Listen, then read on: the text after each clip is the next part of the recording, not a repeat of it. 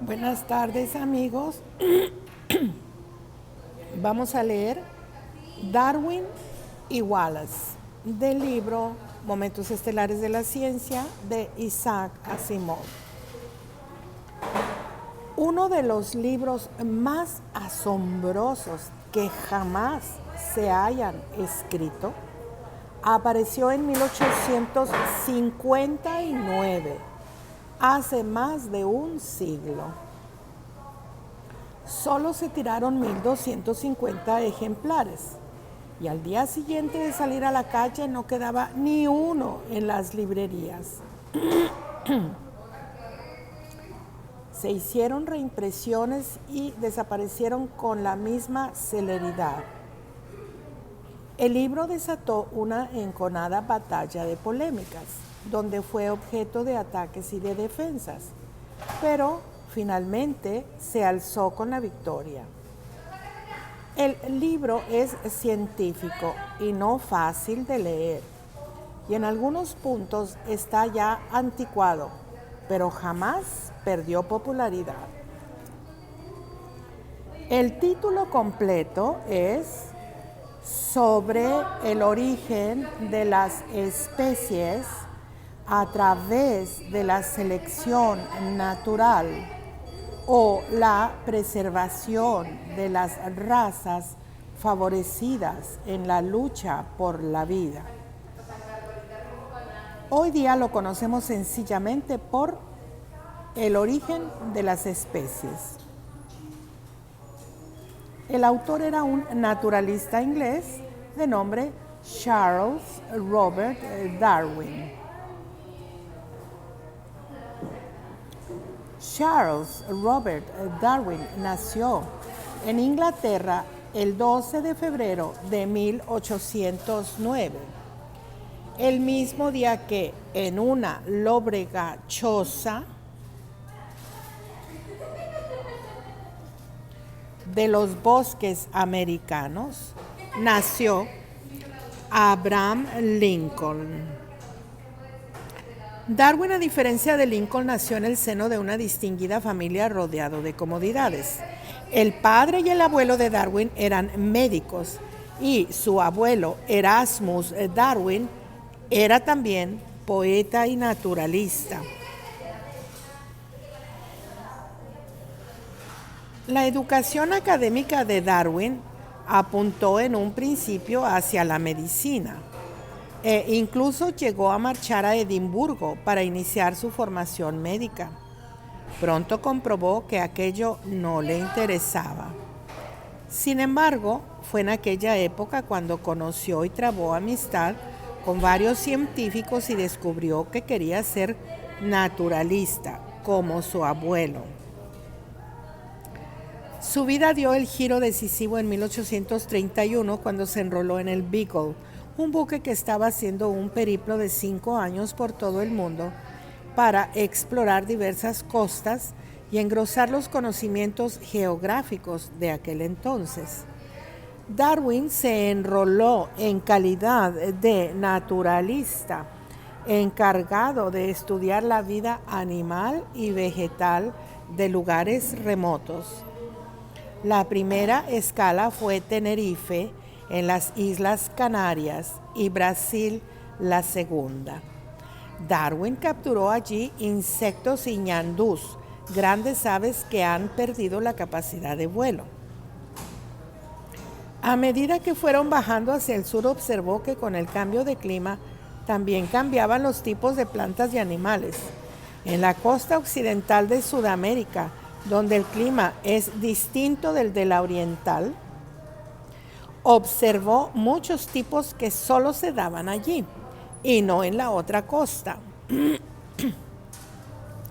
Por otro lado, desenterró esqueletos de animales fósiles que no eran iguales que los de la actualidad. Darwin observó una cosa curiosa acerca de las especies. Una especie es una clase de planta o animal que solo procrea entre individuos pertenecientes a ella. Los perros y los zorros son especies distintas, por ejemplo. Pero en cambio no lo son los collies y los terrier. Darwin observó que en las Islas Galápagos, un grupo de islas frente a la costa de Ecuador en Sudamérica, cada isla tenía su propia especie de pinzón. Hoy se les sigue llamando pinzones de Darwin. Encontró nada menos que 14 tipos, cada uno de ellos ligeramente distinto de los demás. Unos tenían pico largo, otros corto, poco fino, algunos curvado, otros, etc. ¿Por qué cada islote tenía su propia especie? ¿Sería que en un principio había una sola especie y que al vivir en islas distintas se había ramificado en varias, cada una de ellas provista de un pico especialmente apto para capturar el alimento, semillas, lombrices o insectos, de que se nutría ese tipo concreto de pinzón? ¿Una especie podía transformarse en otra?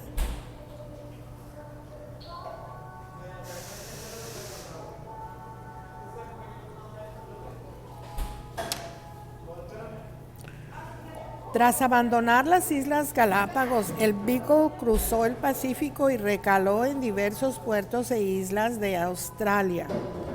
Darwin se preguntó por qué el canguro, el wombat y el wallaby vivían solo en Australia y en ninguna otra parte, y lo explicó de la siguiente manera. Australia es una isla muy grande que en tiempos formaba parte de Asia hasta que el nivel del mar subió y la separó del continente. Al quedar así aislada, cambiaron los seres vivientes de la isla y aparecieron nuevas especies. Darwin llegó hacia la conclusión de que las especies sí cambian. Finalizado el viaje, Darwin dedicó muchos años a estudiar estos cambios en las especies. Hasta aquel momento eran muy pocos los que creían en la posibilidad de que una especie sufriera transformaciones, y nadie había encontrado una razón convincente que explicara el cambio. Darwin necesitaba hallar esta razón. Hacia aquella época cayó en sus manos un libro famoso escrito por un clérigo llamado T.R. Malthus. Malthus afirmaba que la población crecía siempre más deprisa que los recursos alimenticios, de manera que siempre habría algunos que morirían de hambre. Claro, pensó Darwin, todos los animales engendran muchas más crías de las que pueden vivir con los recursos alimenticios disponibles. Algunas tenían que morir para dejar el sitio a las demás. ¿Y cuáles morirían? Evidentemente las que fuesen menos aptas para vivir en su medio. Para aclararlo un poco más, supongamos que llevamos cierto número de perros a Alaska y otros tantos a México. Los perros de Alaska, que por casualidad tuvieran un pelaje más espeso, sobrevivirían mejor en el gélido clima nórdico. Los perros de México que hubiesen nacido con un pelaje ligero soportarían mejor el clima caluroso, como así fue con el perro del escuincle. Escuincle, y hay otros que eran perros sin pelaje, eran pelones, perros pelones. Al cabo de un tiempo solo existirían perros muy lanudos en Alaska y perros de poco pelo en México, amén de otros cambios debidos a otras diferencias ambientales. Al cabo de miles de años habría tantas diferencias que los dos grupos de perros ya no podrían cruzarse entre sí. En lugar de una especie, habría ahora dos especies. He ahí un ejemplo de lo que Darwin llamó selección natural. En 1858, Darwin seguía trabajando en un libro que había empezado en 1844. Los amigos le apremiaban advirtiéndole que le iba a pisar la idea. Pero a Darwin no había quien le metiera prisa y en efecto hubo quien se le adelantó. Alfred Russel Wallace, inglés igual que Darwin, pero 14 años más joven. La vida de Wallace fue muy parecida a la de Darwin. Su afición a la naturaleza la tuvo desde pequeño y también participó en una expedición a islas lejanas. Wallace estuvo en la Sudamérica tropical y en las Indias orientales. Aquí observó que las plantas y animales que vivían en las islas más al este, las que continúan hasta Australia, eran completamente distintos de los de las islas del oeste, las que prosiguen hasta Asia. La línea entre los dos tipos de vida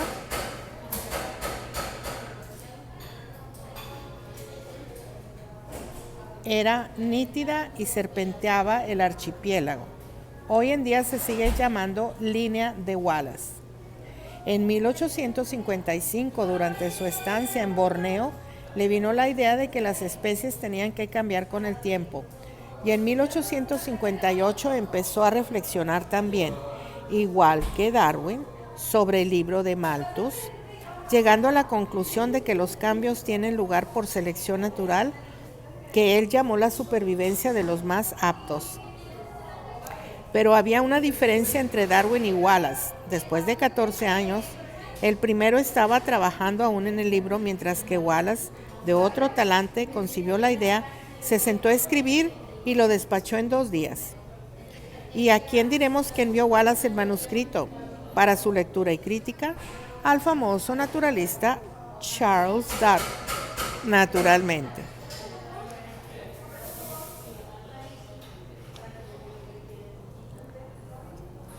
Cuando éste lo recibió, se quedó de piedra. Eran exactamente sus mismas ideas e incluso expresadas en un lenguaje parecido. Darwin era un auténtico científico. Aunque había trabajado durante tanto tiempo en la teoría y tenía testigos para demostrarlo, no trató de arrogarse el mérito. Inmediatamente pasó la obra de Wallace a otros científicos de talla, y ese mismo apareció en el Journal of the Linnean Society, un artículo firmado por ambos. Al año siguiente terminó finalmente Darwin su gran libro El origen de las especies, que el público esperaba ya con impaciencia.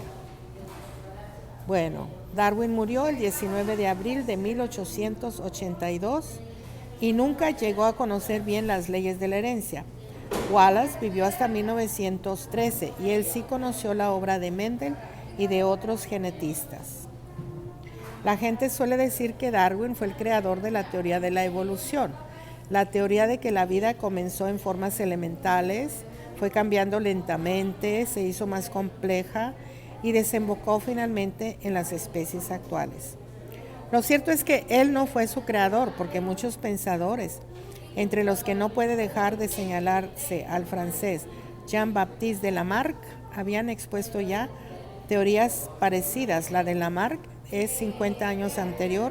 Incluso el abuelo de Darwin tenía una de esas teorías a la que dedicó un largo poema. La gran aportación de Darwin y Wallace consistió en elaborar la teoría de la selección natural para explicar los cambios de las especies. Y quizá algo más importante aún, Darwin presentó una cantidad ingente de pruebas y razonamientos lógicos que respaldaban la teoría de la selección natural.